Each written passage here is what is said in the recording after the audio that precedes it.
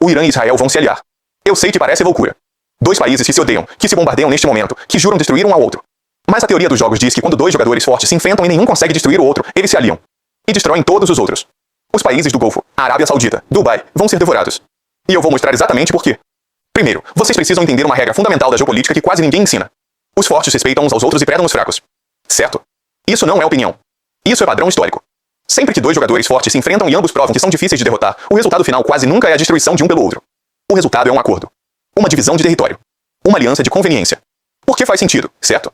Porque dois jogadores fortes gastariam recursos destruindo um ao outro quando existem jogadores fracos ao redor que são muito mais fáceis de dominar. E agora vamos olhar para o Oriente Médio. Você tem 4 jogadores principais nesse conflito. Os Estados Unidos, Israel, o Irã e o Conselho de Cooperação do Golfo. Arábia Saudita, Emirados Árabes, Catar, Bahrein, Kuwait, Oman. Certo? Agora, neste momento, a aliança Estados Unidos mais Israel mais países do Golfo contra o Irã. Parece simples. 3 contra 1.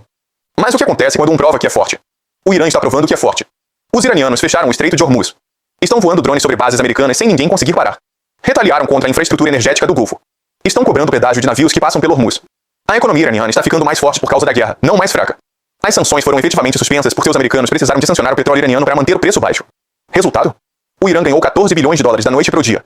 O orçamento militar anual inteiro do Irã é 10 bilhões. Faz sentido? Os americanos literalmente financiaram o inimigo. E Israel? Israel também está provando que é forte. Olhem para Gaza. Eu sei que o que aconteceu lá é terrível. São crimes de guerra. O mundo inteiro está horrorizado. Mas do ponto de vista de teoria dos jogos, Gaza é uma demonstração de capacidade. Israel está dizendo ao mundo, nós estamos dispostos a fazer o que for necessário. 82% dos israelenses apoiam a expulsão dos palestinos de Gaza. 66% acreditam que essa é uma guerra pela própria existência de Israel. Isso é unidade. Isso é determinação. Os americanos não têm isso. 40% da população americana apoia essa guerra e está caindo. Então você tem 2 jogadores fortes. Irã e Israel. E 2 jogadores fracos. Estados Unidos, que estão perdendo apoio doméstico, capacidade de produção militar e disposição para aceitar baixas. E os países do Golfo, que importam 80 a 90% da comida, dependem de dessalinização para água e não têm capacidade militar própria. Agora apliquem a regra. Os fortes respeitam uns aos outros e predam os fracos. Se o Irã prova que é forte e Israel prova que é forte, qual é o resultado lógico? Eles se aliam e dividem o Oriente Médio entre si. E os fracos, os países do Golfo, que são fracos, são devorados. Cada um escolhe um protetor. Catar e Oman provavelmente se aliam com o Irã. Arábia Saudita e Emirados provavelmente se aliam com Israel. Mas nenhum deles será mais um jogador independente. O Conselho de Cooperação do Golfo como força geopolítica acabou. Certo, mas vocês estão pensando. Professor, como é que o Irã e Israel vão se aliar se são inimigos ideológicos? Se o Irã chama Israel de entidade sionista? Se Israel bombardeia o Irã todo dia? E aqui que entra a segunda regra. Ideologia é secundária. Incentivos econômicos e sobrevivência são primários. Olhem para o mapa. Israel tem algo chamado Projeto Grande Israel. É a ideia de que Deus prometeu ao povo judeu um território que vai do rio Nilo no Egito até o rio Eufrates no Iraque. Inclui a Arábia Saudita, Jordânia, Líbano, Síria, partes da Turquia. Certo? Agora, notem uma coisa muito interessante. O Irã, a Pérsia, não faz parte do Projeto Grande Israel. Nunca fez. Israel não quer a Pérsia. Nunca quis. Então por que Israel está em guerra com o Irã? A resposta vai chocar vocês. O inimigo real de Israel não é o Irã. São os Estados Unidos. Certo? Pensem nisso. Quem ocupa o território do Grande Israel neste momento? Não é o Irã. São bases militares americanas. Os americanos controlam o Iraque, têm bases na Arábia Saudita, dominam a Jordânia, controlam o Líbano através de influência. Israel precisa que os americanos saiam do Oriente Médio para realizar o Projeto Grande Israel. E como faz os americanos saírem? Força eles a invadir o Irã. O Irã machuca eles. Eles se sobreestendem. Perdem apoio doméstico. São forçados a recuar. Israel herda o Oriente Médio. Isso é teoria dos jogos pura. Não é conspiração. É lógica de incentivos. E o Irã? O que o Irã ganha com isso? Muito. Primeiro, o Irã se torna o epicentro de 2 corredores comerciais gigantescos. O corredor Norte-Sul, que liga a Rússia à Índia passando pelo Irã. E a rota da seda chinesa, que liga a China à Europa passando pelo Irã. Para a Rússia chegar à Índia, precisa do Irã. Para a China chegar à Europa, precisa do Irã. E o Irã cobra por isso. Pedágio no Hormuz, infraestrutura logística, parcerias econômicas com Rússia e China. A economia iraniana explode de crescimento. Agora, olhem o cenário completo. Israel controla o levante e os recursos energéticos do Oriente Médio. Tem os melhores centros de dados. Lidera a inteligência artificial na região. Tem o capital humano, as universidades, a tecnologia. O Irã controla o Hormuz e os corredores comerciais leste-oeste e norte-sul. Tem o petróleo, tem a posição geográfica, tem a população disposta a lutar. Os dois se complementam. Não competem. Faz sentido? E pensem na dimensão tecnológica. Israel tem mais centros de dados que qualquer outro país do Oriente Médio. A Arábia Saudita tem 36. Os Emirados têm 34.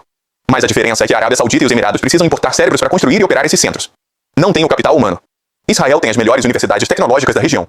Tem as melhores empresas de cibersegurança do mundo. Tem talento e inteligência artificial que não depende de ninguém de fora. Num mundo onde inteligência artificial é a espinha dorsal de vigilância e controle de um império, Israel tem a vantagem absoluta. E olhem para o mapa de comércio. Existe um corredor chamado Corredor Índia-Oriente Médio-Europa.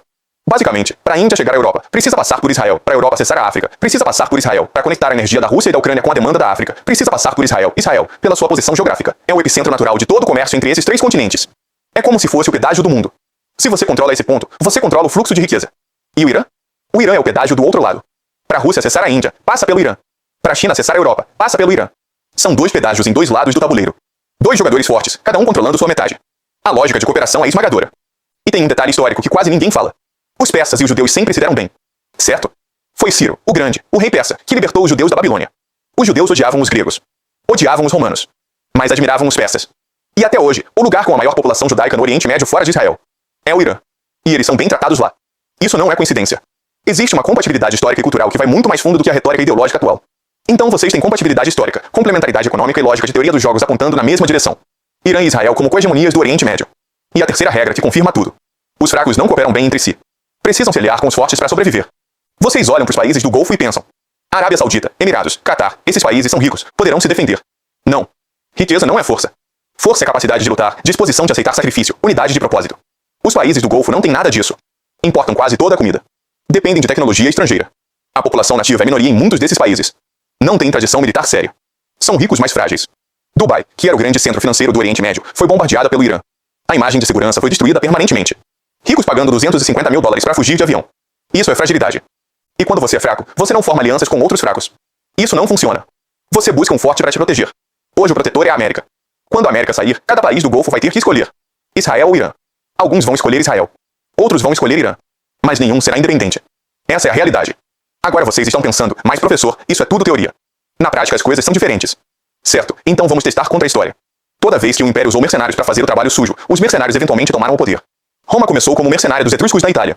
E acabou destruindo os etruscos. Os astecas começaram como mercenários e tomaram o poder dos seus senhores. Os mongóis eram mercenários dos chineses até decidirem que podiam tomar tudo.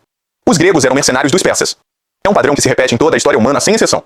Israel começou como mercenário dos americanos e dos britânicos. A função de Israel era ser o cão de guarda do Ocidente no Oriente Médio. Criar instabilidade suficiente para que os americanos e britânicos controlassem o petróleo. E funcionou por décadas. Mas agora Israel está olhando para os americanos e pensando: nós fazemos todo o trabalho. Nós levamos todo o ódio. Nós fazemos todos os sacrifícios. E para quê? Para um império corrupto, decadente e incompetente ficar com o lucro? Não. Nós somos os melhores para esse trabalho. Nós devemos ser o império. Israel está provando isso de formas muito concretas. Olhem para o ataque dos pajés no Líbano em 2024. Israel conseguiu implantar explosivos em pajés que foram distribuídos para membros do Hezbollah. Quando detonaram, o efeito psicológico foi devastador. E sabem quanto custou essa operação que levou décadas para implementar? 275 milhões de dólares. Compare com os 13 bilhões que os americanos gastaram um único porta-aviões que fugiu do Irã em 3 semanas. Israel está dizendo: nós fazemos mais com menos. Somos eficientes. Somos estratégicos. Não precisamos de bilhões para controlar uma região. Precisamos de inteligência. E tem o caso que ninguém quer discutir abertamente. O Estado Islâmico. Olhem para o mapa de ataques. O Estado Islâmico atacou todo o Oriente Médio. Iraque, Síria, Líbia, Egito, Arábia Saudita. Todos. Menos um país. Israel, extremistas muçulmanos que decapitam pessoas por toda a parte menos em Israel, agentes do Mossad foram descobertos disfarçados de pregadores do Estado Islâmico. A mensagem é clara: nós podemos infiltrar qualquer grupo, usar inimigos contra seus vizinhos, controlar a região de dentro para fora. Isso é muito mais eficiente do que bombardear tudo como os americanos fazem. E o mais interessante? Israel não precisa derrotar os americanos. Só precisa esperar até que os americanos se derrotem sozinhos. E é exatamente isso que está acontecendo. A cada dia que essa guerra continua, a América se enfraquece. A cada bilhão gasto, a cada marinha enviado para morrer no Irã, a cada ponto que o apoio popular cai. Israel se aproxima do objetivo. Eu posso estar errado. Tudo isso é especulação baseada em teoria dos jogos, incentivos econômicos e padrões históricos. Mas a lógica é consistente. E quando a lógica aponta numa direção e a história confirma o padrão, você pelo menos deveria considerar a possibilidade. Porque a pergunta que fica é esta: se o Irã e Israel se aliarem e os fracos forem devorados, onde é que você fica nesse tabuleiro? Porque o jogo já começou. E a maioria das pessoas nem percebeu que as peças já estão se movendo.